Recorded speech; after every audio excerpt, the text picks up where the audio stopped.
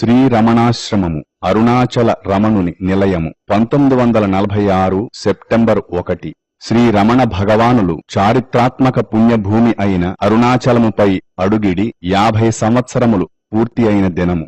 దేశపు నలుమూలల నుంచి భక్తులు వారి కొరకు వచ్చియున్నారు. ఆయన తమ తీవ్ర ధ్యాన వైరాగ్యములచే అనితర సాధ్యము అమోఘము అయిన సుజ్ఞానమును పావిత్ర్యమును పొందియున్నవారు. వారు తమ మౌన సాన్నిధ్యము చేత శాంతిని క్రాంతిని ప్రసరిస్తూ అసంఖ్యాక భక్తులను సాధకులను ఆకర్షించుచున్నారు. క్లిష్టకాలములో నివసించిన మహనీయమూర్తి వీరు.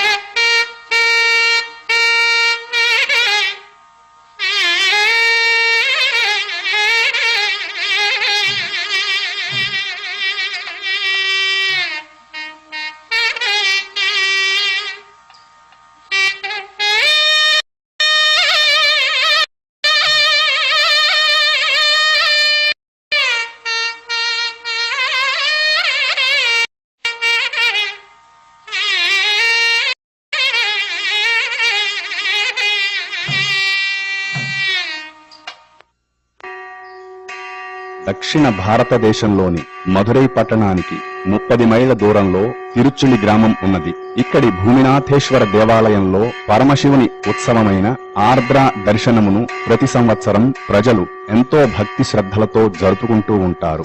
1879వ సంవత్సరము డిసెంబర్ 29వ తేదీ వచ్చిన ఈ ఆర్ద్ర దర్శనోత్సవ సందర్భముగా భక్తులు ఆ రాత్రి నటరాజమూర్తి తిరుచులి వీధులలో ఊరేగించుచున్నారు.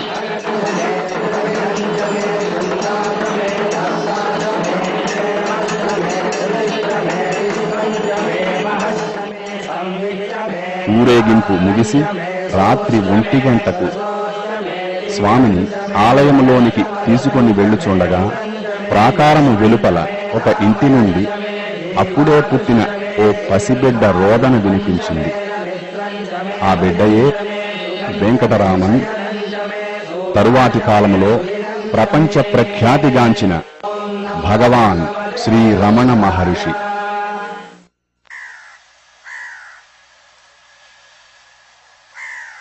అళగమ్మ సుందరం అయ్యరులకు పుట్టిన 4 సంతానములో వెంకటరామన్ 2వ వాడు.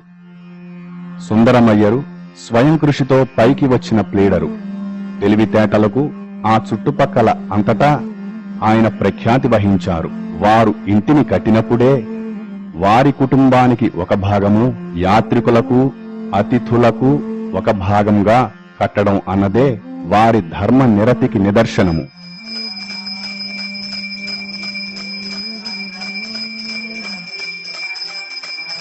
నేడు ఆ ఇల్లు నిత్య పూజలకు నిలయమై ఒక దేవాలయంగా తరచు యాత్రికులచే దర్శింపబడుతోంది.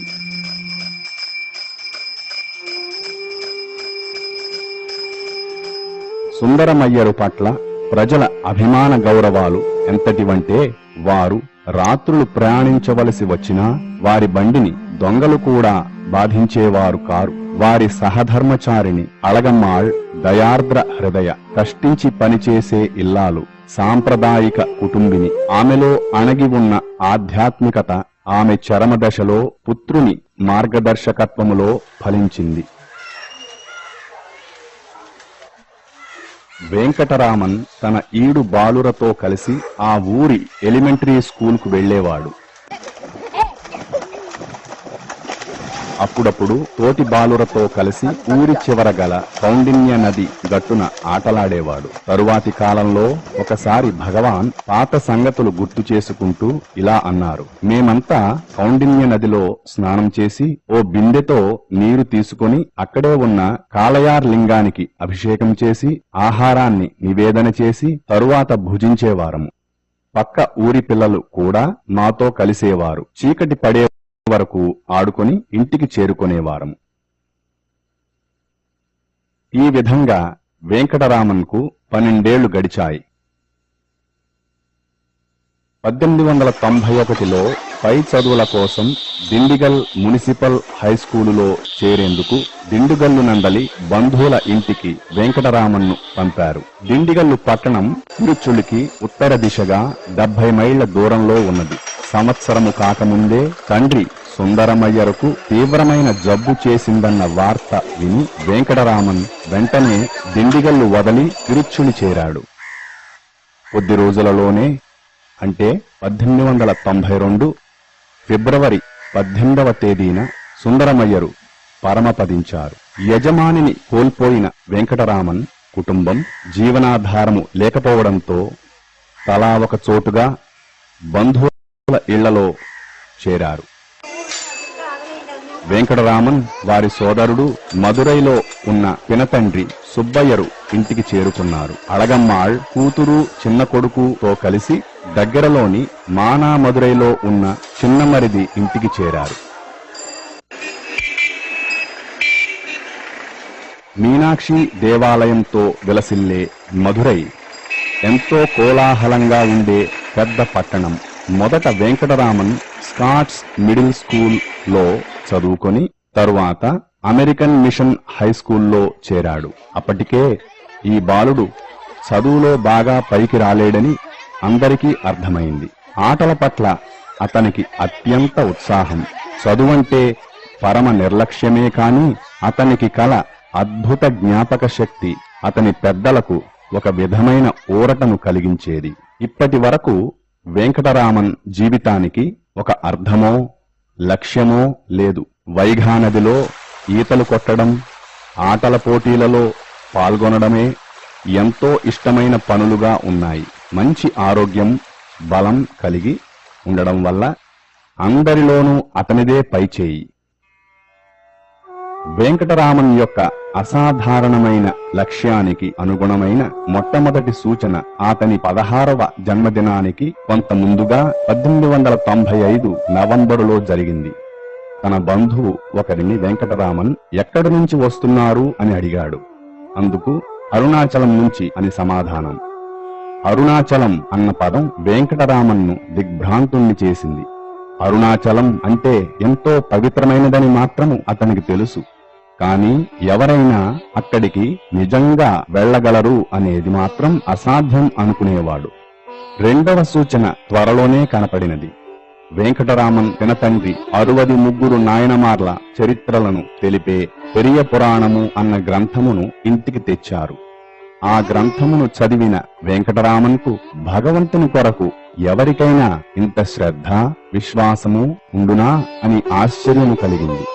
ఆ త్యాగమయ జీవిత గాథలు వెంకటరామన్ మనసులో బాగా నాటుకుని తాను కూడా వారి వలనే కావాలన్న తీవ్ర కోరికను ప్రేరేపించాయి. కొద్ది నెలల తరువాత ఆ కోరిక పరాకాష్ఠనందుకున్నది. హఠాత్తుగా అతని జీవితంలో పెద్ద మార్పు సంభవించినది. వెంకటరామన్ ఒకరోజు మధురైలో పినతండ్రి ఇంటి మేడమీది గదిలో ఉండగా అతనిని తీవ్రమైన మరణ భయం ఆవహించినది. ఆరోగ్యం బాగానే ఉన్నది. అంత భయ తీవ్రతలోనూ అతను ఎవరి సహాయమును అర్థించకుండా నేను మరణించబోతున్నాను అని అనుకున్నాడు. ఊహించని ఈ హఠాత్ పరిణామము అతనిని అంతర్ముఖుణ్ణి చేసినది. మరణమంటే ఏమిటి? చనిపోవునది ఏది? చనిపోయేది ఈ శరీరమేనా అన్న ముఖ్య ప్రశ్నలు అతనిలో రేకెత్తాయి. వెంటనే అతను చనిపోయిన దేహపు స్థితిని అనుకరించాడు. ఆ భావ తీవ్రత వలన నిజంగానే అతనికి కాళ్లు కట్టెవారి, పెదవులు బిగిసి, కన్నులు మూతబడి, శ్వాస నిలిచిపోయింది. శరీరం శ్మశానానికి కొనిపోబడి కాల్చివేయబడుతుంది. కాని శరీరానికి భిన్నమైన నన్ను మరణము స్పృశించలేదు. అమరమైన ఆత్మనే నేను అన్న సత్యం అతనిలో స్ఫుటంగా స్ఫురించింది.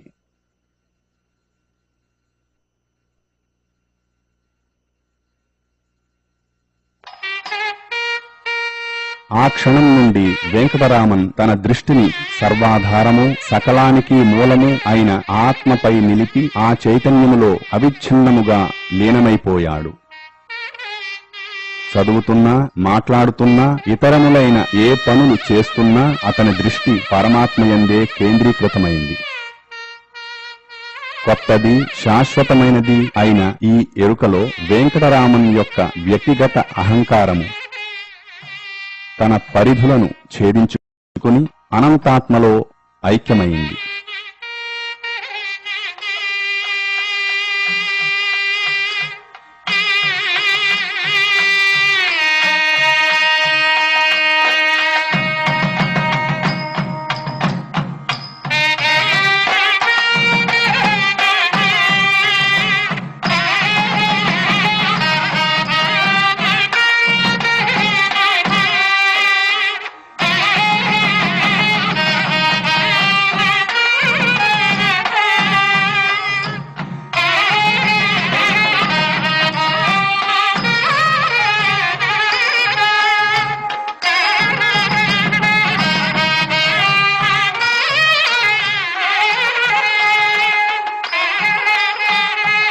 ఈ కొత్త అనుభూతి అతని జీవితాన్ని, ఆసక్తులను హఠాత్తుగా మార్చివేసింది. అప్పటికే ఇష్టంలేని చదువు మీదతో పాటు తిండి మీద, ఆటల మీద ఉన్న ఆసక్తి కూడా బొత్తిగా కనపడకుండా పోయింది.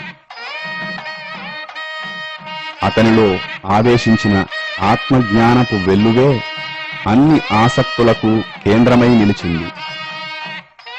ప్రత్యేకంగా అతనిని ఆకర్షించిన విషయమంటూ ఏదైనా ఉంటే ఒక్క మీనాక్షి దేవాలయం మాత్రమే. ప్రతి సాయంత్రం ఆ గుడికి ఒంటరిగా వెళ్లి సుందర శివుని ముందరనో, మీనాక్షీదేవి ఎదుటనో, నటరాజస్వామి వద్దనో, నాయనార్ల సన్నిధినో భావోద్వేగములో మునిగి గంటల తరబడి ఉండిపోయేవాడు. వెంకటరామన్కు జ్ఞానోదయము కలిగిన సుమారు 2 నెలలకు అనగా 1896 ఆగస్టు 29వ తేదీన అతని జీవితంలో అత్యంత క్లిష్టమైన పరిస్థితి ఏర్పడింది. ఇంగ్లీషు గ్రామరు పాఠం రాద్దామని అతను ఎంతో ప్రయత్నించసాగాడు. కాని ఈ చదువు యొక్క నిష్ఫలత్వం ఒక్కసారిగా గ్రహించిన అతడు కాగితాలను విసురుగా తోసివేసి పద్మాసనస్థుడై ధ్యానములో లీనమయ్యాడు. వెంకటరామన్ ఎదురుగా కూర్చొని దీనినంతా గమనిస్తున్న అతని అన్న, ఇటువంటి వాడికి ఇవన్నీ ఎందుకో అన్నాడు. కొంతకాలంగా వెంకటరామన్ స్థితిని, చేష్టలను గమనిస్తున్న అతని అన్న సాధువులాగా, సన్యాసిలాగా బ్రతుకుదల్చుకున్న వానికి ఈ చదువు సంధ్యలు ఎందుకో అని అర్థం వచ్చేలా చిరాకుపడ్డాడు. ఈ మాటలలోని సత్యం వెంకటరామన్కు బోధపడి ఎక్కడికి వెళ్లనా అన్న ఆలోచన కలుగగానే అరుణాచలం అని స్ఫురించింది. తనకు స్పెషల్ క్లాసు ఉన్నది, తాను వెళ్లుతున్నాను అని అన్నతో చెప్పగా అన్న క్రింద పెట్టెలో 5 రూపాయలు తీసుకుని నా కాలేజ్ ఫీజు కట్టేసి వెళ్ళు అని చెప్పాడు. అనుకోకుండా ప్రయాణానికి అన్నగారే ధన సహాయం చేసినట్లయింది. వెంకటరామన్ పిన్ని వడ్డించగా అన్నం తిని ఒక జాబు వ్రాసి కనపడునట్లు పెట్టి బయలుదేరాడు. పాత రైల్వే మ్యాపును చూసి తిరువణ్ణామలైకి దగ్గరనున్న స్టేషను దిండివనంగా గుర్తుంచుకున్నాడు. అప్పుడతనికి తిరువణ్ణామలైకి రైల్వే లైను వేసినట్లు తెలియదు.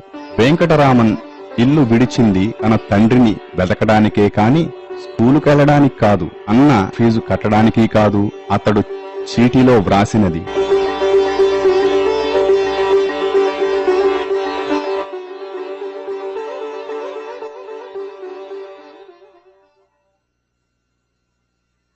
నా తండ్రి ఆజ్ఞ మేరకు ఆయనను అన్వేషించడానికి బయలుదేరుతున్నాను. ఈ తలపెట్టినది పుణ్యకార్యమే, దీనికెవ్వరూ చింతించనవసరము లేదు, ధనవ్యయము చేయనక్కరలేదు. నీ కాలేజీ ఫీజు కట్టబడలేదు, దీనిలో 2 రూపాయలున్నవి.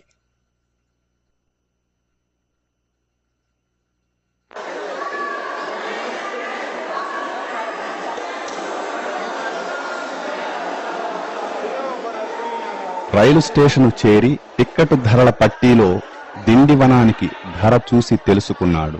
మధ్యాహ్నం బయలుదేరాల్సిన రైలుకు ఇప్పటికే ఆలస్యమైనదని అనుకున్న వెంకటరామన్ దిండివనానికి క్రిందుగా తిరువణ్ణామలై స్టేషను ఉన్నదన్న విషయమునే గమనించలేదు. త్వరగా టిక్కెట్టు కొని ప్లాట్ఫారం మీదకు వెళ్లి రైలు ఇంకా రాలేదని తెలుసుకుని ఊపిరి పీల్చుకున్నాడు. రైల్లో వెంకటరామన్ తోటి ప్రయాణికులతో మాట్లాడకుండా ఆత్మానందంలో మునిగిపోయాడు. కొన్ని ఊర్లు దాటాక ఒక ముస్లిం మౌల్వీ ఎక్కడికి వెడుతున్నావు అని వెంకటరామన్ను పలకరించాడు. అతనితోటి ఆ మాటల సందర్భంలో వెంకటరామన్ విల్లుపురం స్టేషన్లో దిగి రైలు మారి తిరువణ్ణామలై చేరవచ్చును అని గ్రహించాడు.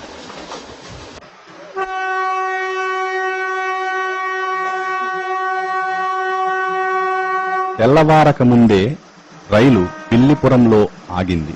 బాగా తెల్లవారిన తరువాత తిరువణ్ణామలై దారి చూపే గుర్తులు ఏమన్నా కనపడుతాయా అని వెంకటరామన్ వెతకసాగాడు. నడిచిపోవాలని అతని ఉద్దేశం. కాని దారిని కనుగొనలేక అలసి ఇంకా తలుపులు తెరువని ఒక చిన్న హోటల్ ముందు కూర్చున్నాడు. తరువాత తిరిగి రైల్వే స్టేషన్ చేరి తన దగ్గరున్న డబ్బుతో మాంబలంపట్టు అన్న ఊరికి టిక్కెట్టు కొన్నాడు.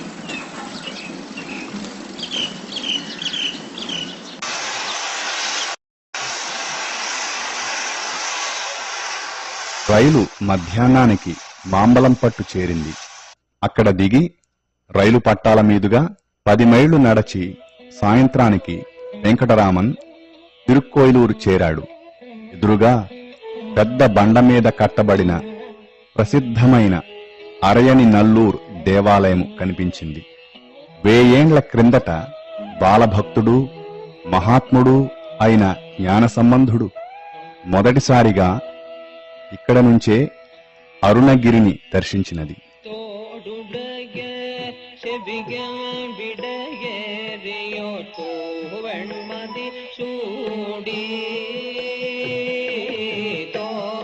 వెంకటరామన్ దేవాలయమును చేరినప్పుడే సాయంత్రపు పూజ కోసం పూజారి దేవాలయమును తెరిచాడు. లోనికి వెళ్లి ఒక మంటపములో కూర్చున్న వెంకటరామన్కు ఒక దివ్య తేజస్సు ఆలయాన్నంతటినీ ఆవరించినట్లు కనపడింది. అది ఎక్కడ నుంచా అని వెదికిన వెంకటరామన్ దానికి ఏ భౌతికాధారము లేదని తెలుసుకుని తిరిగి ధ్యానములో లీనమైనాడు. ఎంతో సేపటికి ఆలయపు వంటవాడు వచ్చి దేవాలయం మూసే వేళ అయినది, ఇక బయటకు వెళ్లవచ్చు అన్నాడు.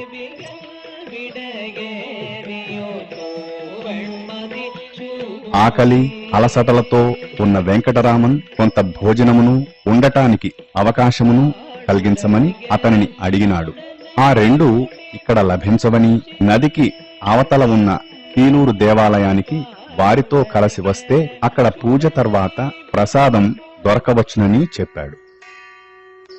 కీలూరు దేవాలయం చేరి అక్కడ కూర్చున్న వెంటనే వెంకటరామన్ తిరిగి ధ్యానంలో మునిగిపోయాడు.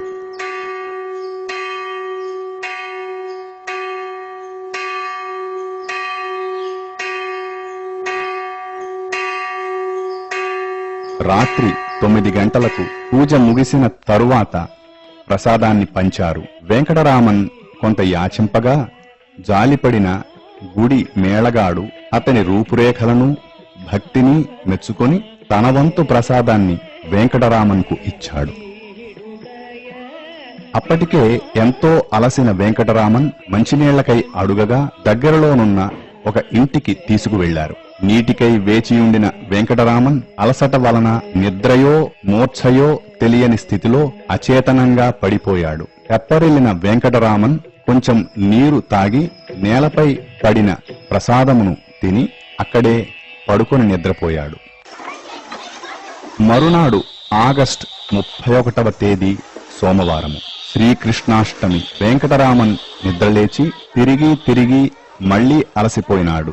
ఆకలి వేస్తోంది. తిరువణ్ణామలై ఇంకా 20 మైళ్ల దూరంలో ఉన్నది. కీలూరు దేవాలయం దగ్గర ఉన్న ఒక ఇంటికి వెళ్లి భోజనానికై యాచించాడు.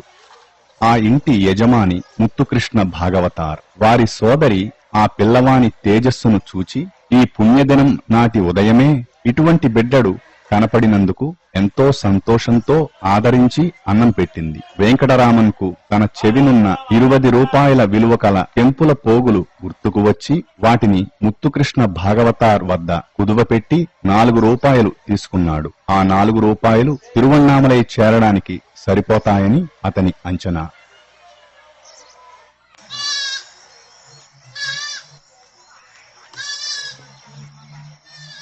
స్టేషను చేరిన వెంకటరామన్ తిరువణ్ణామలై వెళ్లే రైలు తరువాతి రోజు ఉదయమే అని తెలుసుకుని ఆ రాత్రి తిరుక్కోయిలూర్ స్టేషన్లోనే నిద్రపోయాడు.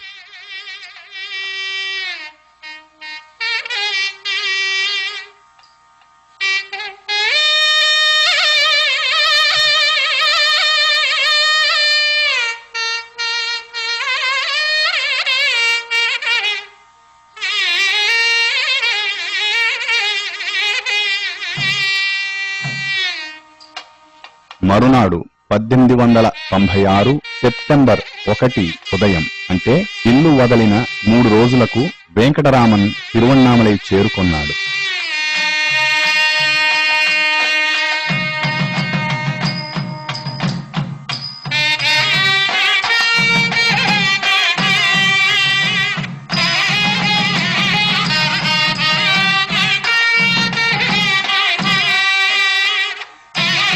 ఆనంద ఉద్వేగాలతో ఒక్క పరుగున అతడు సూటిగా అరుణాచలేశ్వర దేవాలయము చేరుకున్నాడు.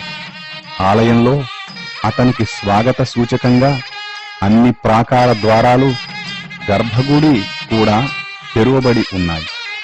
వెంకటరామన్ తండ్రి అరుణాచలేశుని సన్నిధిలో నిలిచాడు.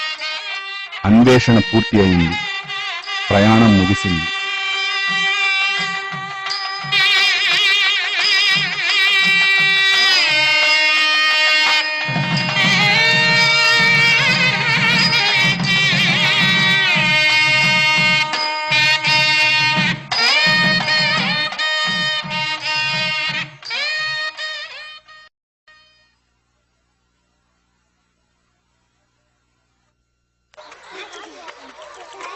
దేవాలయాన్ని వదలి వెంకటరామన్ తిరువణ్ణామలై పట్టణంలో సంచరిస్తూ అయ్యంకుళం అన్న కోనేరు వద్దకు చేరి చేతనున్న వస్తువులతో సహా చిల్లర 3.5 రూపాయలు కూడా ఆ కోనేరులో విసిరివేశాడు. అతడు ధనాన్ని ముట్టడం అదే ఆఖరుసారి. కట్టుకున్న ధోవతిని చించి ఒక ముక్కను కౌపీనముగా ధరించి మిగిలిన బట్టను ఆ కోనేటిలో విసిరివేశాడు. వైరాగ్య భావనతో ఈ బాలుడు చేస్తున్న పనులను అక్కడే ఉండి గమనిస్తున్న ఒకతను, ఓ మంగళవాణి దగ్గరకు వెళ్లి ఆ జుట్టు కూడా తీయించుకోరాదు అని హాస్యాలాడాడు. అట్లే వెంకటరామన్ తలనీలాలు తీయించుకున్నాడు. దేవాలయం ద్వారం దగ్గరకు తిరిగి చేరుతుండగా ఒక బలమైన వర్షపు జల్లు పడి వెంకటరామన్ని పూర్తిగా తడిపివేసింది. ఈ స్నానం సన్యాసానికి ముందు జరిగే క్రియగా సంభవించినట్లయింది. వెంకటరామన్ దేవాలయమునందున్న 1000 స్తంభాల మండపంలోనికి వెళ్లి కూర్చున్న తత్క్షణం ఆత్మానందంలో మునిగిపోయాడు.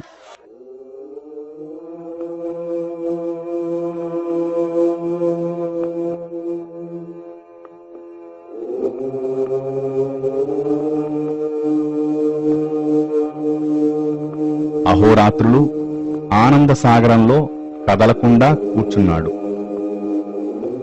మౌనంగా అలాగే కొన్ని వారాలు గడిపాడు నిరంతరాయంగా.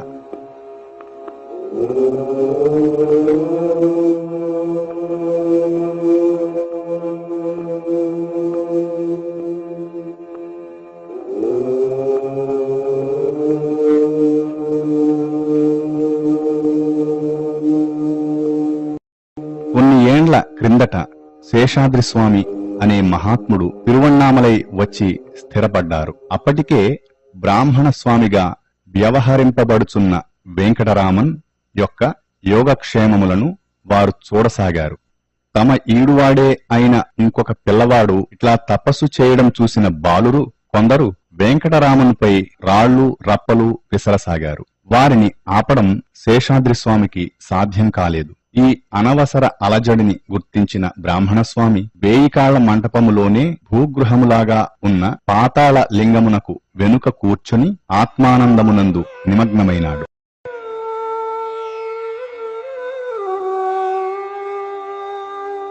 ఆ రోజులలో అక్కడికి మనుషులు ఎప్పుడో గాని వచ్చేవారు కారు. కాని తేళ్లు, జరులు, చీమలు, దోమలు, పురుగులు ఆ తేమకు చీకటికి అక్కడ విపరీతంగా చేరేవి. అవి చేసిన ఘాట్లకు బ్రాహ్మణస్వామి తొడలు పుండ్లుపడి అందుండి చీము నెత్తురు కారసాగింది. వారి జీవితాంతం ఆ పుండ్ల మచ్చలు పోలేదు.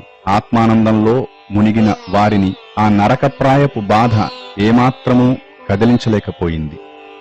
ఒకరోజు పాతాళలింగములోనికి పిల్లలు రాళ్లు రువ్వడం గమనించిన శేషాద్రిస్వామి ఒక భక్తునికి ఈ సంగతి తెలిపారు. ఆ భక్తుడు వారిని తరిమి లోనికి వెళ్లి చూస్తే పరిసరాలు గుర్తెరుగక కూర్చొని ఉన్న బ్రాహ్మణస్వామి కనిపించారు.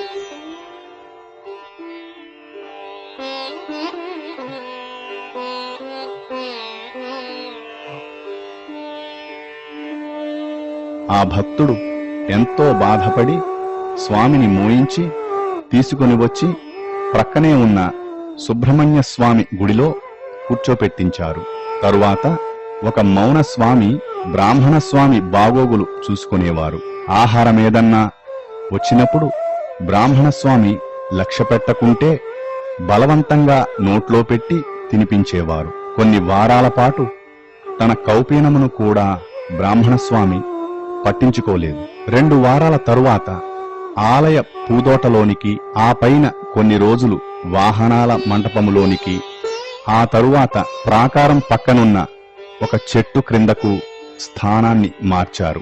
ఈ విధంగా పెద్ద గుడిలో బాహ్యస్మృతిని మరచి ఆనంద పారవశ్య స్థితిలో 6 నెలలు బ్రాహ్మణస్వామి గడిపారు. ఆ స్థితిలో అప్పుడప్పుడు తమ దేహం తమకు తెలియకనే కూర్చున్న స్థానమునందు కాక ఇంకొక చోటున ఉన్నట్లు స్వామి గుర్తించేవారు.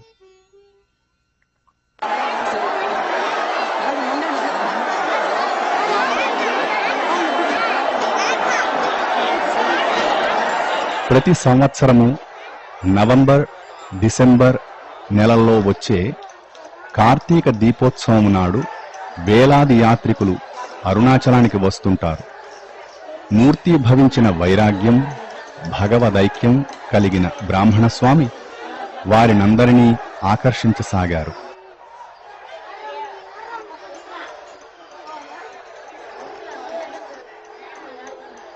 స్వామిని కనిపెట్టుకొని ఉంటున్న ఒక సాధువు యాత్రికుల వల్ల కలిగే ఈ ఉపద్రవము నుంచి వారిని కాపాడడానికి ఎంత ప్రయత్నించినా సాధ్యం కాలేదు. ఈ గొడవ ఎంతకీ తగ్గకపోవడంతో స్వామి దేవాలయాన్ని వదలి ఊరి చివర ఉన్న గురుమూర్తం అనే ఆలయమునకు మారితే బాగుంటుంది అని ఇంకొకరు చేసిన సూచనను స్వామి అంగీకరించారు.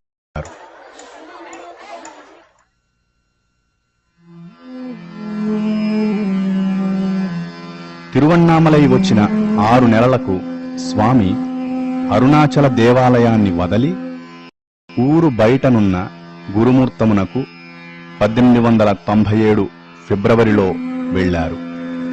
వారి జీవన విధానములో మార్పు ఏమీ లేదు. ఇక్కడ వారి దేహేంద్రియాలు దివ్యత్వములో లీనము చేసి కూర్చునేవారు. వారు రోజుకు ఒకసారే 1 కప్పు అన్నం మాత్రమే తీసుకుంటూ మౌనముగా ఉండేవారు. ఎంతో మంది వారికి మౌనం వ్రతమేమో అనుకునేవారు. కాని మాటలాడే ఇచ్ఛ లేకపోవడమే స్వామి మౌనానికి కారణం. శరీరాన్ని గురించి వారు పట్టించుకోకపోవడం వలన దుమ్ము పేరుకొని అట్టలు కట్టి జుట్టు జడలు కట్టి ఉండేవి. సరైన పోషకాహారము లేకపోవటం వలన దేహము బలహీనమై దేహావసరాలకు లేవడం కూడా ఎంతో కష్టమయ్యేది. భక్తుడు సాధువు అయిన పళనిస్వామి ఈ గురుమూర్తములోనే స్వామి సేవ చేసుకుంటూ స్వామిని అంటిపెట్టుకుని ఉండడం మొదలుపెట్టారు. వారి జీవితాంతం వరకు స్వామి సేవను వదలలేదు. సందర్శకుల వల్ల కలిగే ఇబ్బందులను కొంతకాలంగా గమనిస్తూ ఉండి గురుమూర్తమునకు పక్కనే ఉన్న మామిడితోపు యజమాని ఒకరు కంచె వేసిన తన తోటలో స్వామికి వసతి ఏర్పాటు చేసి వారిని అక్కడ నివసించవలసినదిగా ప్రార్థించారు. అప్పటికి సుమారు 1 ఏడాది పాటు నివసించిన స్వామి అందుకు అంగీకరించి 1898 మే నెలలో పళనిస్వామితో పాటు తమ నివాసాన్ని అక్కడికి మార్చారు.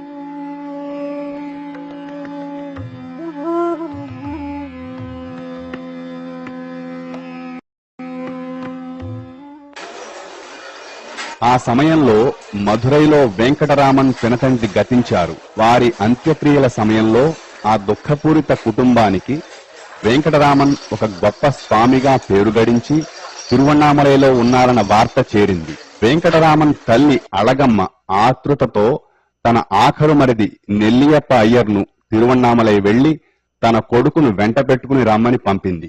తన స్నేహితునితో పాటు నెల్లియప్ప అయ్యర్ తిరువణ్ణామలై చేరి స్వామిని ఎంతో గొప్ప స్థితిలో ఉండడం చూచి ఆనందాన్ని, అతని శారీరక పరిస్థితిని చూసి పట్టరాని దుఃఖాన్ని పొంది ఊరికి తిరిగి రమ్మని అర్థించారు. నిరాసక్తంగా మౌనంగా ఉన్న స్వామి నుండి ఏ విధమైన జవాబు రాకపోవడంతో నిరాశ చెందిన నెల్లియప్ప అయ్యర్ తిరిగి ఇల్లు చేరారు.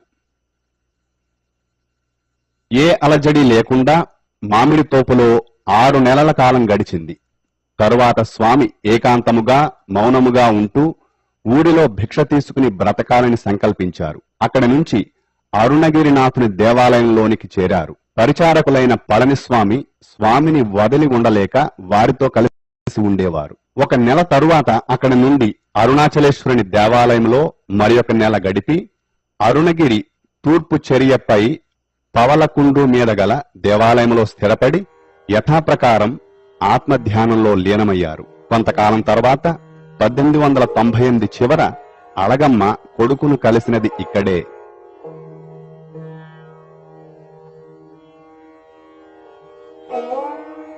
కొడుకును చూడాలన్న ఆతృతతో మెట్లెక్కి చూడగా జడలు కట్టిన జుట్టు, మట్టి కొట్టుకున్న శరీరము కలిగినప్పటికీ మాతృ హృదయం తత్క్షణం కొడుకును గుర్తించింది. క్రింద ఊరిలో ఉంటూ ప్రతిరోజు కొడుకు దగ్గరకు వెళ్లి బతిమాలి నచ్చచెప్పి చివరకు నిష్ఠూరాలాడి కొడుకును ఇంటికి తీసుకుని వెళ్లడానికి ప్రయత్నించింది. ఆమె ఆశలను సమూలంగా నాశనం చేస్తూ స్వామి అక్కడ నుండి లేచిపోయారు. చుట్టూ ఉన్న భక్త బృందం అమ్మ బాధ చూడలేక ఆమెకు ఏదో ఒక జవాబు చెప్పమని స్వామిని ప్రార్థించారు. చివరకు స్వామి ఒక కాగితం మీద కర్త జీవులను వారి వారి కర్మానుసారము ఆడించును, జరగనది ఎవరు ఎంత ప్రయత్నించిననూ జరుగదు, జరుగునది ఎవరు ఎంత ప్రయత్నించినా జరిగే తీరును, ఇది తథ్యం కనుక మౌనమే ఉత్తమము అని రాసి ఇచ్చారు. స్వామి స్థిర నిశ్చయానికి తల వంచిన అమ్మ తిరిగి తన గ్రామానికి చేరుకుంది.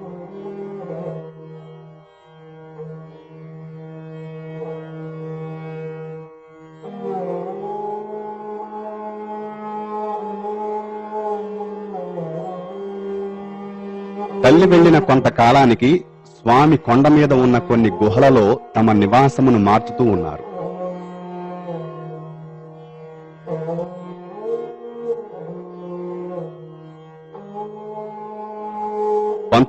నుండి 1916 వరకు విరూపాక్ష గుహను తమ నివాసం చేసుకున్నారు.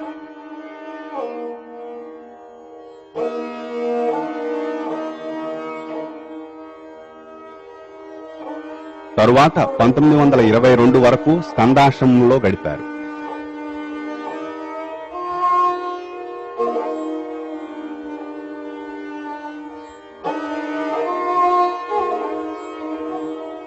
విరూపాక్ష దేవులు 13వ శతాబ్దానికి చెందినవారు. వారి సమాధి ఉన్న గుహకే విరూపాక్ష గుహ అన్న పేరు కలిగింది.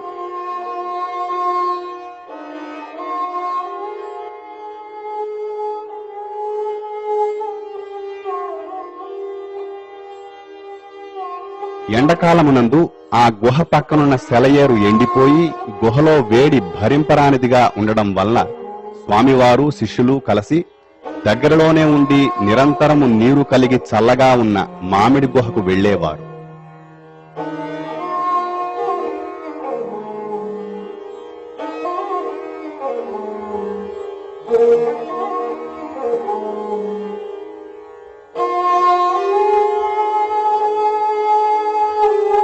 స్వామివారి మొదటి ఫోటో 1900 సంవత్సరములో వారు మొదట కొండ మీద చేరినప్పుడు తీయబడింది.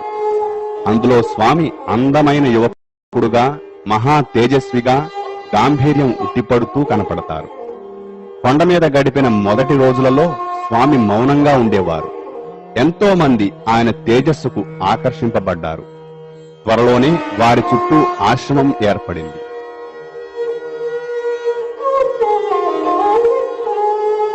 ఎప్పుడైనా భక్తుల ప్రశ్నలకు వివరాలు, భక్తులకు ఉపదేశములు స్వామి కాగితంపై వ్రాసి ఇస్తూ ఉండేవారు. భక్తులకు శిక్షణ ఇవ్వడంలో స్వామివారి మౌనము ఏ విధంగానూ అడ్డుకాలేదు. మౌనోపదేశమే శక్తివంతమైనది. అలజడిగా ఉన్న భక్తుల మనసులు స్వామి సన్నిధిలో శాంతించేవి. ఎంతో కాలముగా ఆశించిన ఆధ్యాత్మిక అనుభూతులు భక్తులకు అప్రయత్నంగా స్వామి సన్నిధిలో కలిగేవి. భక్తుల హృదయాలను సమూలంగా మార్చివేయగల శక్తి వారి మౌనమునకు ఉండేది.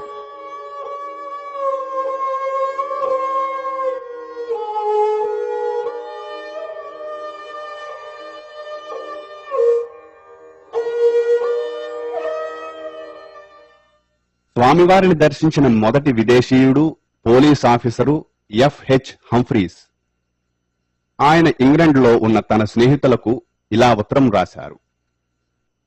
ఆ గుహను చేరిన మేము వారి పాదాల చెంత మౌనంగా కూర్చున్నాము. ఆయన సన్నిధిలో నేను దేహాతీత స్థితిని పొందినట్లు గ్రహించాను. ఒక అరగంట సేపు తమ గంభీర ధ్యానము నుండి చెదరని వారి కనులలోనికి మేము చూస్తూనే ఉన్నాము. వారి దేహము మానవ మాత్రము కాదని, భగవంతుని ఉపకరణం మాత్రమేనని మాకు అర్థమైంది. అచేతనంగా కూర్చుని ఉన్న వారి శరీరము నుండి భగవంతుడు బ్రహ్మాండమైన శక్తిని ప్రసరింపచేస్తున్నాడు. వర్ణింప నలవి కానిది ఈ అనుభూతి. శివప్రకాశం పిళ్ళై అన్న అతడు 1902లో ప్రభుత్వ ఉద్యోగరీత్యా తిరువణ్ణామలై వచ్చారు. యువకులైన బ్రాహ్మణస్వామి గురించి విని వెంటనే కొండమీద వారిని దర్శించి ఎంతో ప్రభావితులైనారు. అప్పటికీ మౌనముగా ఉన్న స్వామివారిని 14 ప్రశ్నలను వేశారు. స్వామి సమాధానములను వ్రాసి ఇచ్చారు. ఈ ప్రశ్నలు జవాబులు తర్వాతి కాలములో నేను ఎవడను అన్న పుస్తక రూపంలో వెలువడ్డాయి. ఈ చిన్ని పుస్తకము భగవానుల మొదటి ఉపదేశములుగా నేటికీ నిలిచి ఉన్నాయి. మహాపండితుడు, తపస్వి అయిన శ్రీ గణపతి మునీంద్రులు స్వామి ప్రథమ శిష్యులలో ఒకరు. వీరు బాల్యమునందే సంస్కృతమున మహాపాండిత్యము సంపాదించారు. వీరి జ్ఞాపక శక్తి మహాద్భుతమైనది. సహజ వినయ సంపన్నులు, తీవ్ర నియమము కలిగిన వారు, ఉన్నత భక్తి ప్రపత్తులు కలిగిన వారు ఈ గణపతి మునీంద్రులు. వీరి సాన్నిధ్యమే వీరి పట్ల భయభక్తులను కలిగింపచేసేవి. వీరు 25వ ఏటనే అనగా 1903లో పుణ్యక్షేత్రమైన తిరువణ్ణామలై తపస్సుకు అనుకూల ప్రదేశమని భావించి వచ్చారు. 1907లో వారికి కొన్ని సందేహాలు ఉత్పన్నమైనాయి. బ్రాహ్మణ స్వామిని గురించి అప్పటికే విని దర్శించి ఉన్న గణపతి మునులు సందేహాల తాకిడికి తట్టుకోలేక ఒకనాటి మధ్యాహ్నం మండుటెండలో కొండమీద గుహలో ఉన్న స్వామివారి దగ్గరకు వెళ్లి సాష్టాంగ నమస్కారము చేసి ఆపుకోలేని ఉద్వేగముతో వణకుతున్న కంఠముతో, స్వామి, చదువవలసినది అంతయు చదివి తిని, వేదాంత శాస్త్రమును క్షుణ్ణముగా అర్థము చేసుకుంటుని, మనసు తృప్తి కలిగే వరకు జపములు చేసి తిని, కాని తపస్వరూపమును ఇప్పటి వరకు అర్థము చేసుకోలేకపోయితిని. మీ శరణాగతుడను, దయచేసి తపస్సు యొక్క అంతరార్థాన్ని తెలియచేయండి అన్నారు. స్వామి మౌనముగా తదేకముగా గణపతి మునులను 15 నిమిషములు చూచి, నేను అనే భావన పుట్టుచోటును గమనిస్తే మనస్సు అందులో లీనమవుతుంది. అదే తపస్సు. మంత్రజపం చేస్తున్నప్పుడు ఆ మంత్రము పుట్టుచోటునందు మనసు లీనమవడమే తపస్సు అని వివరించారు.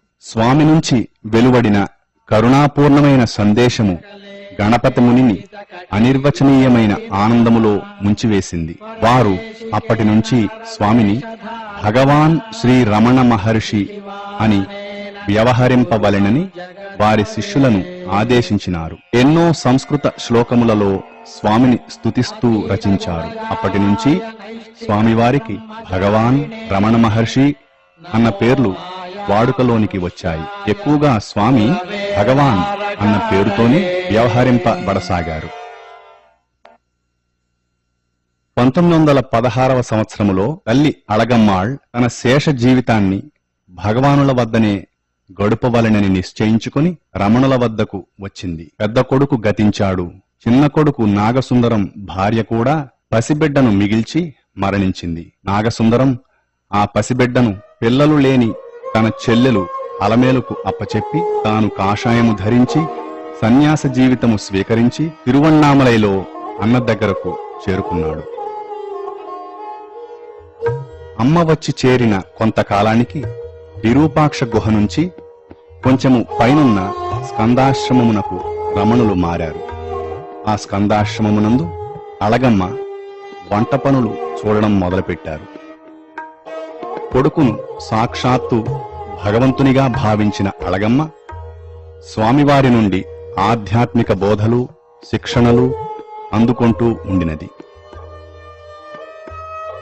ఆఖరు రోజులలో తన ముక్తి కొడుకు చేతులలోనే ఉన్నదని గ్రహించిన అళగమ్మ కొడుకుకు దూరముగా పోయినప్పుడు మరణిస్తానేమోనన్న భయంతో ఒక్కరోజు కూడా స్వామివారి ఎడబాటును పొందలేదు.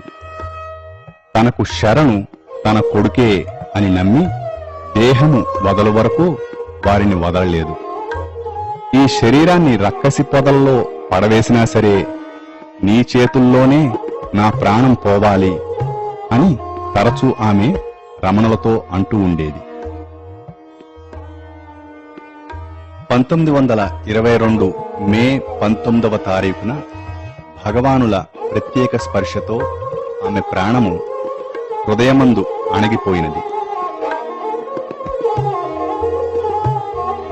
ఆమె ఆఖరు గడియలకు సాక్షిగా ఉన్న శ్రీ కుంజుస్వామి ఆ సంఘటనను ఇలా వర్ణించారు. సాయంత్రం 5 గంటల తరువాత తల్లికి ఇదే ఆఖరు రోజని మాకు అనిపించింది. భగవాన్ ఆమె పక్కన కూర్చుని ఆమె హృదయంపై ఒక చేతిని తలపై మరొక చేతిని ఉంచారు. ఎవరైనా చనిపోతే ఆ ఇంటివారు అక్కడ భోజనం చేయకపోవడం ఆచారం. కాబట్టి భగవాన్ మమ్మల్నందరినీ వెళ్లి భోజనం చేసి రమ్మన్నారు. కొందరు చేసి వచ్చారు. కొందరు అలా వదలి వెళ్లడం ఇష్టం లేక వెళ్లలేదు. భగవాన్ అలాగే తల్లిపై చేతులు ఉంచి కూర్చుని ఉన్నారు. అళగమ్మ ముఖము మీద అనేక రకాల ఆనంద విషాద ఛాయలు కనిపించి మాయమవుచున్నవి. భగవాన్, అమ్మ ఇక్కడ లేదు, ఎన్నో లోకాలలో ఎన్నెన్నో జన్మలెత్తుతూ వాటి ఫలితాలను అనుభవిస్తూ ఉన్నది అన్నారు. వారి భావాన్ని గ్రహించిన గణపతి ముని సుందరేశయ్యరు వేదమంత్రాలు చదవడం ప్రారంభించారు. శరణాగతి రామస్వామి అయ్యర్, ఒక పంజాబీ భక్తుడు, రామనామ జపమును ఆరంభించారు. మేమందరం అక్షరమణమాల పారాయణం చేయసాగాము. ఇవన్నీ జరుగుతూ ఉండగా అమ్మ పరమపదించారు. భగవాన్ తమ చేతులను ఇంకా ఆమెపై ఉంచారేమా అన్న అనుమానము మాకందరికీ కలిగింది. భగవాన్ ఇలా వివరించారు. పళనిస్వామి మరణించే ముందు కూడా నేనిట్లే కూర్చుని ఉన్నాను. ఆత్మ హృదయంలో అణిగిందనుకుని చేతులు తీసివేశాను. వెంటనే అతని కండ్లు తెరవబడి ప్రాణం కండ్ల ద్వారా పోయింది. అందుకే నేనిప్పుడు అమ్మ ప్రాణం పోయినదన్న తరువాత కూడా ఇలాగే నా చేతులు ఉంచుతున్నాను. భగవాన్ ఎంతో సేపటికి లేస్తూ భోజనాలు చేద్దాం అన్నారు. అందరము మైలమాటే మరచి అమ్మ శరీరం చుట్టూ చేరాము. రమణగీతలో స్త్రీ మోక్షార్హత గురించిన ప్రశ్నకు మోక్షమన్నది ఒక వ్యక్తి భౌతిక శరీరంపై ఆధారపడలేదు అని భగవాన్ జవాబు. అళగమ్మ ముక్తిని చెందినందుకు మా అందరికీ ఎంతో ఆనందం కలిగింది. ఆమె దేహము సమాధి చేయబడినంత వరకు కాంతులీనుతూనే ఉన్నది.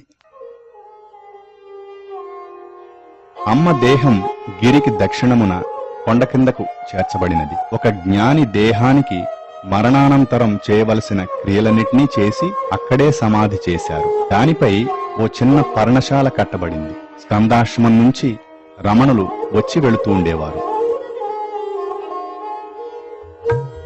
ఆమె చిన్న కొడుకు నాగసుందరం అక్కడే నివాసం ఏర్పరచుకున్నారు. కొన్నాళ్లకు మహర్షి కూడా అక్కడే స్థిరపడినారు. స్కందాశ్రమంలోని భక్తులు ఆయన వద్దకే చేరారు. భగవాన్ చుట్టూ ఆశ్రమం ఏర్పడినది. అదే నేటి శ్రీరమణాశ్రమం. మొదట అమ్మ సమాధిపై చిన్న పర్ణశాల ఉండి దేశ విదేశాల నుండి భక్తులు అధిక సంఖ్యలో రావడం వల్ల తల్లి సమాధి చుట్టూ భవనాలు వెలిశాయి. 40 అడుగుల పొడవు, 15 అడుగుల వెడల్పుతో ఓ హాలును భగవాన్ నివాసార్థమై కట్టారు. స్వామి ఏ విధమైన భోగములను అంగీకరించకపోయినా వారు పడుకునేందుకు ఒక బల్ల అమర్చబడినది. స్వామికి అదే 24 గంటలు నివాస స్థానమైంది.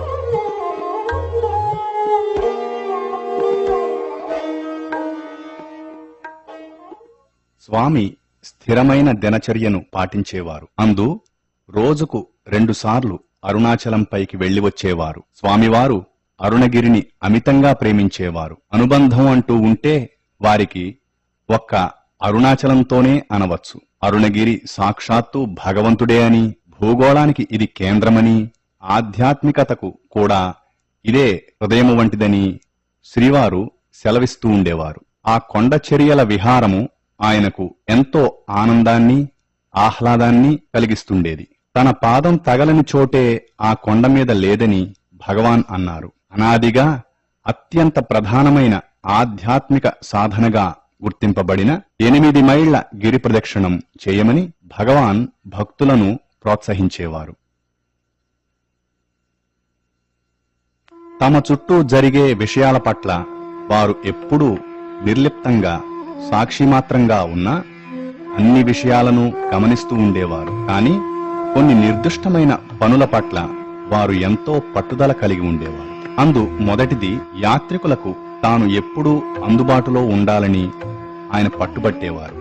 తన నిర్వాణపు రోజు తల వాలిపోతున్న బలహీనతలో కూడా భక్తులకు దర్శనాన్ని ఆపరాదని వారు శాసించారు. సారవంతము, చక్కగా ఉండిన భోజనమే భక్తులకు ఇవ్వాలని వారి పట్టుదల. భగవాన్ భోజనము తయారు చేయడంలోనూ వంటను పర్యవేక్షించడంలోనూ ఎన్నో ఏండ్లు గడిపారు. భోజన విషయంలో కాని, ఇతర సౌకర్య విషయంలో కాని తనకంటూ చూపించే ఎట్టి ప్రత్యేకతైన భగవాన్ ఏమాత్రం సహించేవారు కారు. ఏదైనా మందు కాని, తినుబండారాలు కాని ఎవరైనా తీసుకుని వచ్చి ఇస్తే భగవాన్ నాకు మంచిదైతే అందరికీ ఎందుకు మంచిది కాదు అని అడిగేవారు. ఆ పదార్థాలను అక్కడ ఉన్న వారికందరకు పంచిన తరువాత తనకు ఇమ్మనేవారు.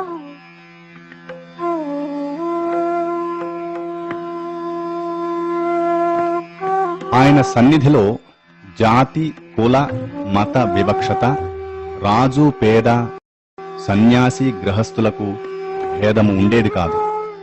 వారి సర్వసమత్వ భావము మానవ పరిధిని దాటి జంతువులకు, వృక్షాలకు, క్రిమి కీటకాదుల వరకు వ్యాపించింది.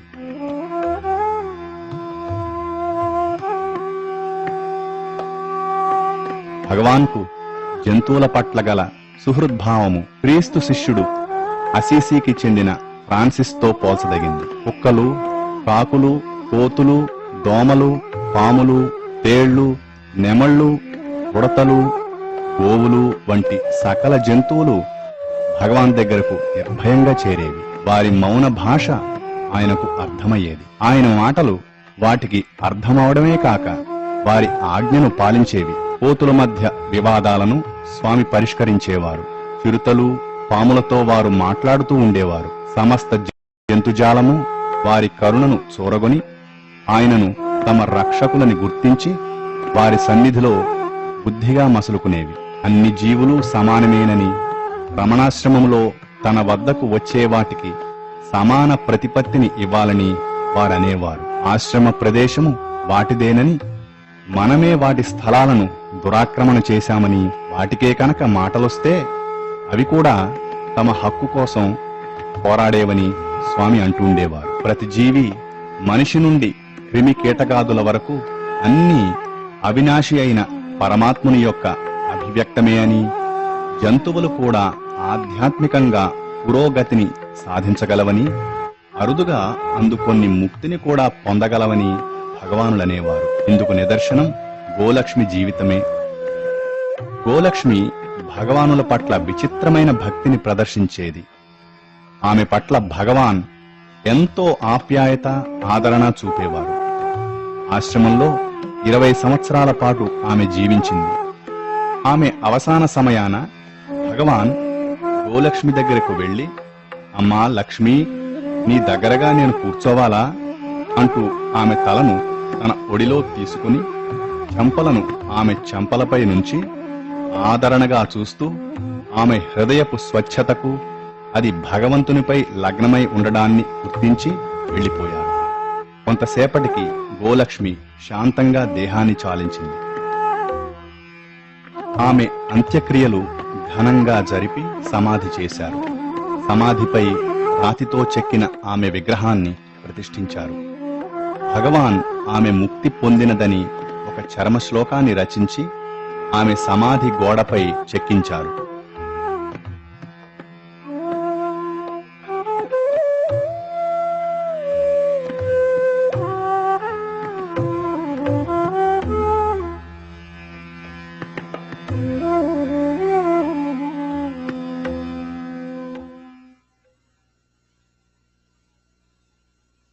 భగవాన్ ఎప్పుడూ ఎంతో శుచిగా, శుభ్రముగా ఉండేవారు.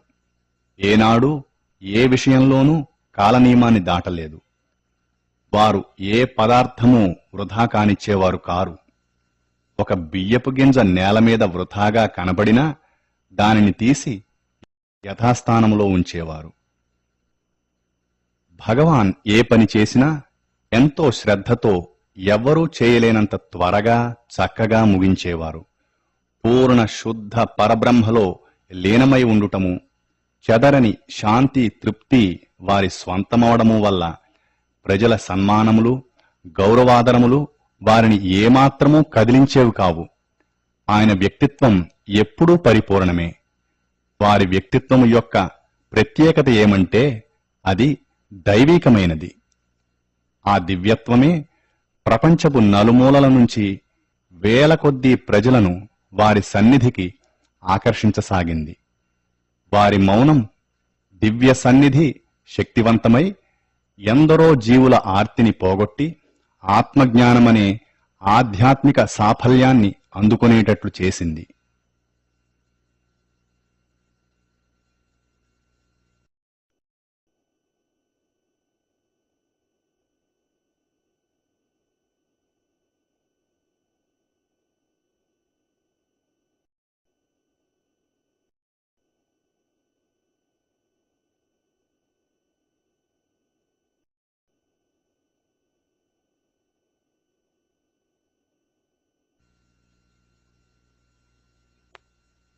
అటువంటి వారిలో ఒకరు రాజపాళయం రమణి అమ్మాళ్.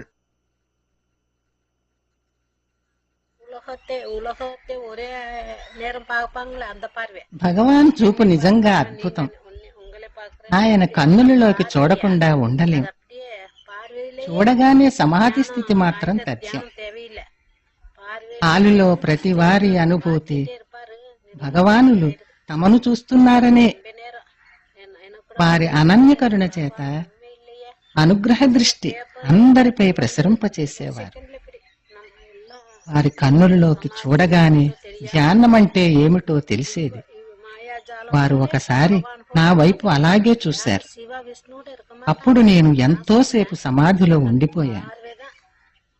భగవాన్ వద్దకు ఉత్తరాలు రావడం వంటి మామూలు కార్యక్రమం జరుగుతోంది. కానీ నాకు బాహ్య స్పృహ, శరీర ప్రజ్ఞ లేకుండా పోయాయి.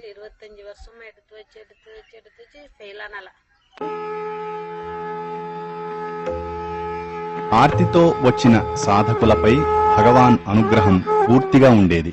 అది ఆయా సాధకులు మాత్రమే గ్రహించేవారు. ఎన్నో దివ్య దృశ్యాలు కలుగవచ్చు, నాదాలు వినబడవచ్చు, దూరదృష్టి, దూర శ్రవణాదులు అనుభవంలోకి రావచ్చు, అదృశ్యత, శూన్యతలో వస్తువును పుట్టించడం మొదలైనవి సాధించనవచ్చు. కాని మనసు పరమాత్మ స్థానమైన హృదయంలో లయమైతే కాని పరమసత్యం యొక్క జ్ఞానము ఉద్భవించి పూర్ణులు కాలేరని భగవానుల బోధ, ఉపదేశం. ఏ రకమైన ఆధ్యాత్మిక అనుభవములు కలిగినా కలుగకపోయినా భగవానుల ప్రభావము మనశ్శరీరములను అధిగమింపచేసి ఆత్మ యొక్క పూర్ణ బోధను హృదయమునందు అనుభవింపచేస్తుందని రమణ భక్తులు, శ్రద్ధాన్వితులు, కడుంగడు వృద్ధులు అయిన ప్రొఫెసర్ కృష్ణమూర్తి అయ్యర్ అంటారు. వీరు 1934లో భగవాన్ సమక్షంలో తనకు కలిగిన అనుభవాన్ని ఈ విధంగా వర్ణిస్తున్నారు. చుట్టూ జరుగుతున్నదేమీ నాకు తెలియదు. ఒక లెన్సు అంటే కటకం మీద కాంతి ప్రసరించినప్పుడు ఆ వెలుగంతా ఒకే కిరణంగా ఒక బిందువు వద్ద కేంద్రీకరింపబడుతుందన్న సంగతి అందరికీ తెలిసిందే.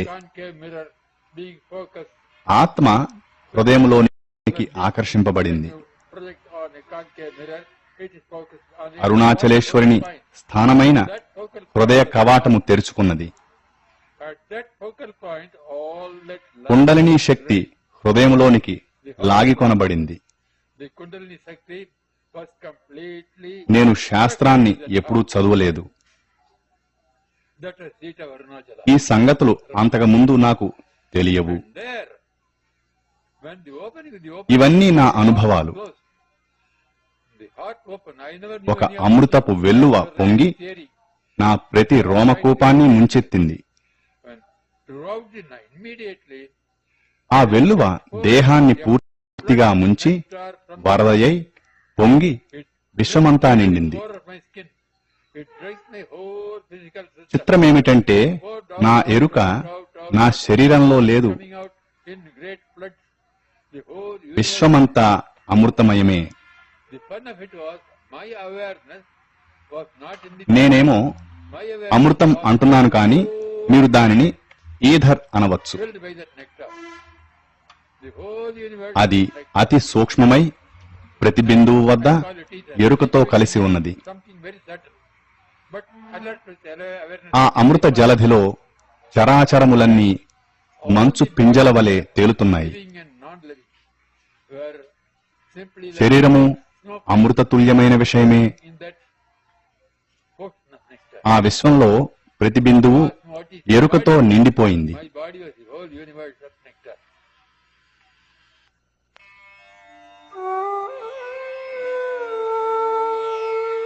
తన సన్నిధి మహిమతో, కటాక్ష వీక్షణాలతో భగవాన్ తన భక్తుల మనసులను అణచి పరిపూర్ణ సత్యాన్ని దర్శింపచేసేవారు.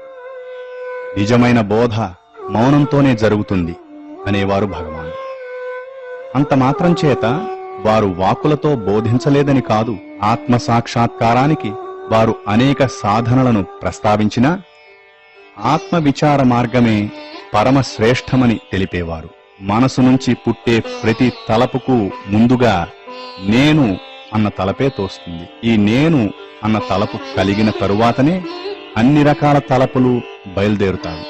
మనసును బాగా అంతర్ముఖము చేసి ఆ నేను పుట్టు చోటును గమనించాలి.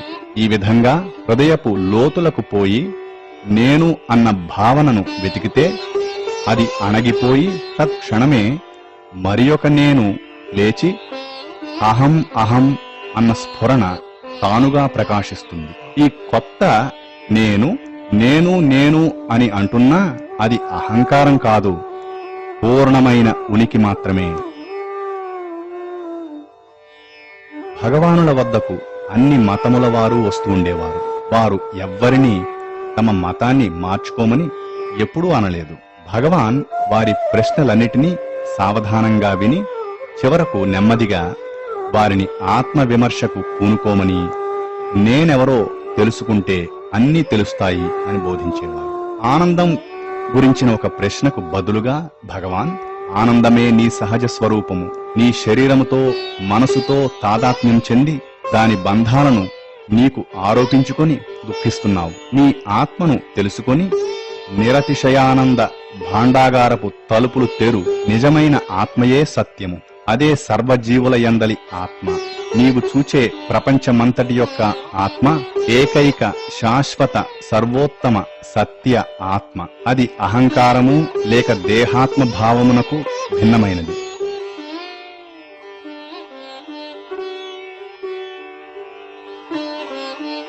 భగవాన్ ఎప్పుడూ ఎవరిని కుటుంబమును వదలమని కాని, అరణ్యములకు వెళ్లమని కాని చెప్పేవారు కారు. నీ మనస్సే నీకు ప్రతిబంధకం.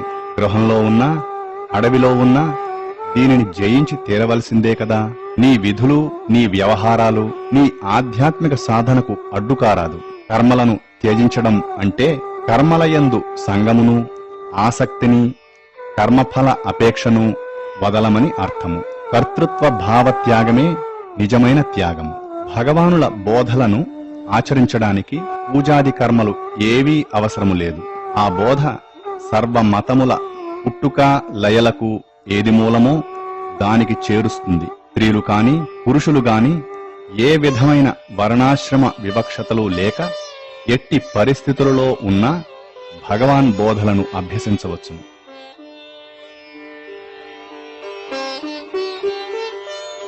వారి బోధలు వారి జీవితంలో ప్రతిఫలించేవి. నిజానికి వారి జీవితం ఆత్మజ్ఞానమనే మహోన్నత స్థితికి నిదర్శనం. వారు పూర్ణ ఎరుకతో జీవిస్తున్నా వారి శరీరం ప్రకృతి నియమాలను అనుసరించే ఉండేది. కాలక్రమంలో జరాభారంతో కుంగి దేహం కీళ్లవాతానికి లోనైంది. 1949 మొదట్లో వీరి ఎడమ మోచేతికి పైన చిన్న కురుపు లేచింది. దానిని శస్త్రచికిత్స చేసి తీసివేశారు. అది మళ్లీ పొడచూపగా చూసిన డాక్టర్ దానిని క్యాన్సర్ అంటే రాచపుండుగా నిర్ధారించారు. క్రమంగా అది మళ్లీ పొడచూపగా చేతి కండనే తినడం ఆరంభించి రక్తాన్ని విషమయం చేసి ఆ పరమ విశుద్ధ జ్ఞాని శారీరక జీవితానికి పూర్తిగా తెరవేసింది. భగవాన్ జీవిత చరమదశలో 1 సంవత్సరం పాటు వారు విపరీతమైన బాధకు గురి అయ్యారు. కాని వారెప్పుడూ దానిని గురించి ఫిర్యాదు చేయలేదు. వారెప్పుడూ దేహాతీత స్థితిలోనే ఉండేవారు. వారి పరిస్థితి క్షీణించడం చూసిన భక్తులు తమ ఆవేదనను వెలిపుచ్చేవారు. భగవాన్ గతించనున్నారన్న ఆవేదనను భక్తులు వ్యక్తం చేసేవారు.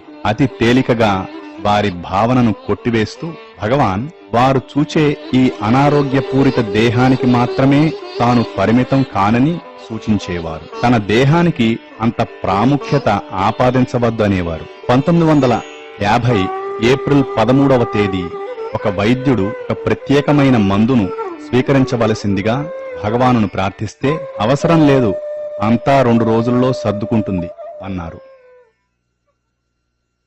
మరునాడు భగవాన్ ఉన్న గది ముందుగా వేలాది భక్తులు వరుసగా వారి దర్శనం చేసుకున్నారు. చూచేవారికి వారి దేహం రోగగ్రస్తమై కృశించి ఎముకలు బయటపడి చర్మము నల్లబడి దయనీయ స్థితిలో కనబడ్డది.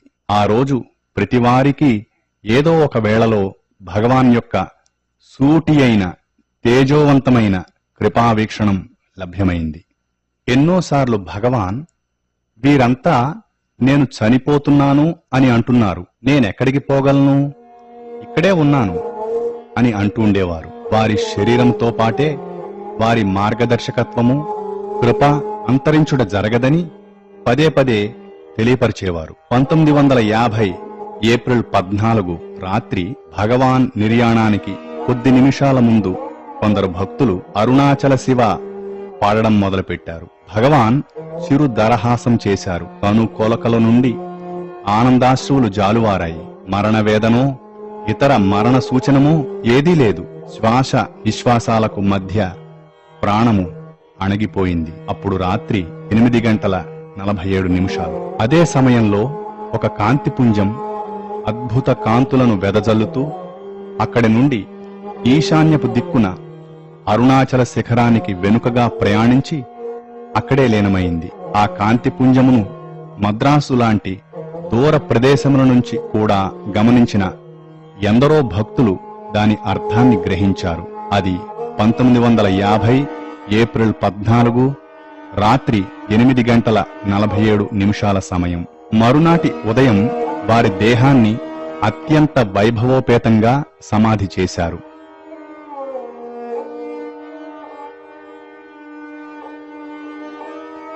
ఆ సమాధిపై ఒక లింగము ప్రతిష్ఠింపబడింది. ప్రజావాహిని మెల్లగా ఆ ప్రదేశము నుంచి కదలి వెళ్ళింది.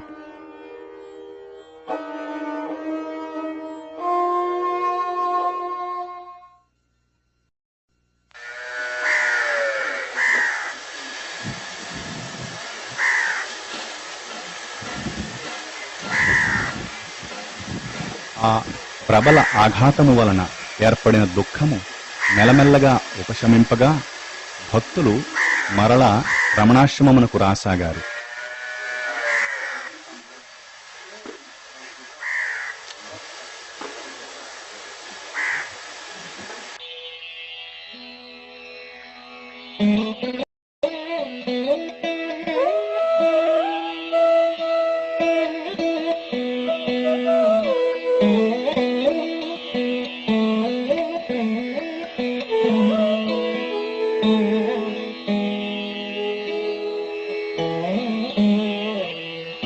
నేను చనిపోతానంటున్నారు, నేను ఎక్కడికి వెళ్ళగలను, ఇక్కడే ఉన్నాను అన్న భగవాన్ పలుకులు ఎంత సత్యమో భక్తులు త్వరలోనే తెలుసుకున్నారు. అప్పటికన్నా ఇప్పుడే రమణులు గురువై వారి హృదయములలో నుండి సాధకులను నిర్దిష్ట మార్గము వైపే దృష్టిని ఉంచగలిగేలా అనుగ్రహిస్తూ మార్గదర్శకులవుతున్నారు. ఎక్కడ ఉన్నప్పటికీ భక్తులు భగవానుల అనుగ్రహాన్ని, ఆదరణను, ఆలంబనమును అంతరంగములందే పొందుతున్నామని గ్రహించారు. అప్పటికంటే ఇప్పుడే భక్తులందరూ వారి అంతరంగ సన్నిధిని ప్రబలంగా అనుభవిస్తున్నారు.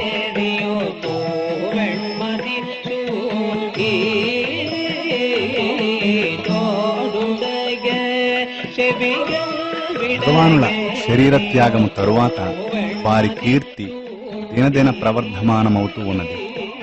కాలం గడిచే కొలది వేలాది ప్రజలు ఇప్పుడు రమణుల సమాధి వద్దకు వచ్చి వారి సన్నిధి ప్రభావాన్ని గుర్తిస్తున్నారు. ఎన్నో గృహాలు, కుటీరములు రమణాశ్రమం చుట్టూ వెలిశాయి.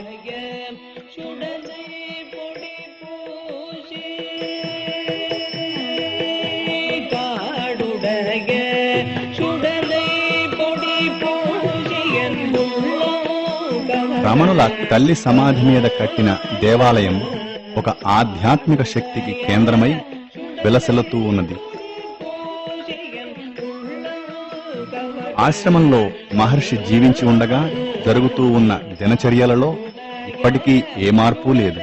ప్రపంచపు నలుమూలల నుండి వచ్చే భక్తుల సంఖ్య ఎక్కువ కావడంతో ఆశ్రమం పెద్దదై తగిన సౌకర్యములను అందించగలుగుతున్నది. రమణులు వారి జీవితమును జీవించుచునే తమ శక్తిని ప్రసరింపచేయుచునే ప్రజలకు జీవితము అర్థవంతమైనదని, లక్ష్యపూరితమైనదని బోధించారు.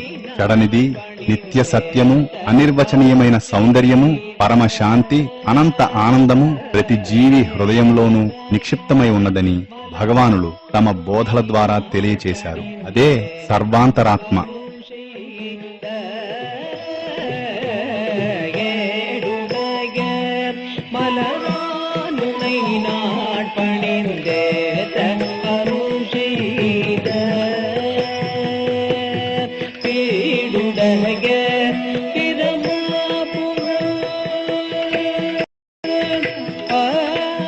శ్రీ రమణాశ్రమ సందర్శనము భగవాన్ శ్రీ రమణ మహర్షుల దివ్య సాన్నిధ్యముతో అనుసంధానము చేస్తుంది.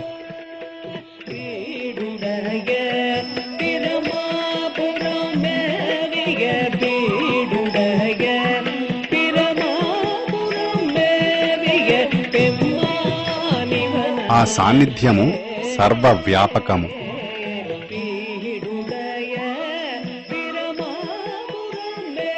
అది ఉన్నది ఇక్కడే ఇప్పుడే సర్వాంతరాత్మ.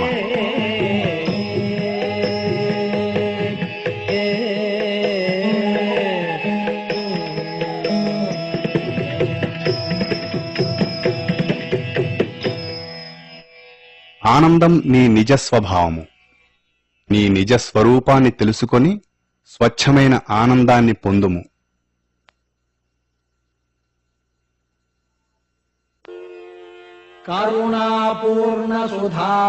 కరుణాపూర్ణ సుధాబ్ధి కర నికరముచే నిఖిలము కబళించెడి ఓ అరుణాచల పరమాత్మా, అరుడగుమ సువికసింప అంబుజమనమున్.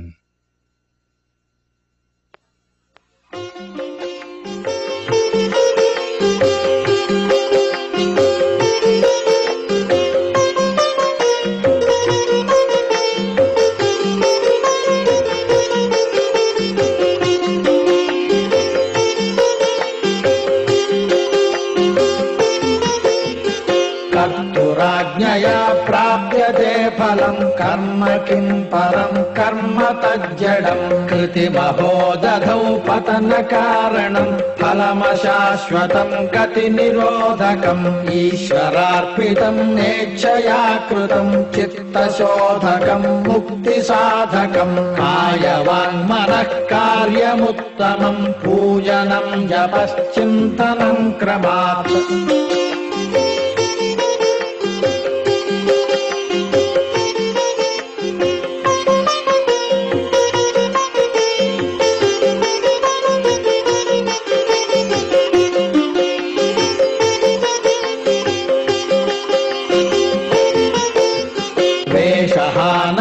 స్వాత్మదర్శనం ఈశదర్శనం స్వాత్మరూపతః ఆత్మసంస్థితిః స్వాత్మదర్శనం ఆత్మనిర్భయాదాత్మనిష్ఠత జ్ఞానవర్జితా జ్ఞానహీనచిత్ జ్ఞానమస్తికం జ్ఞాతుమంతరం కిం స్వరూపమిత్యాత్మదర్శనే అవ్యయా భవా పూర్ణచిత్సుఖం.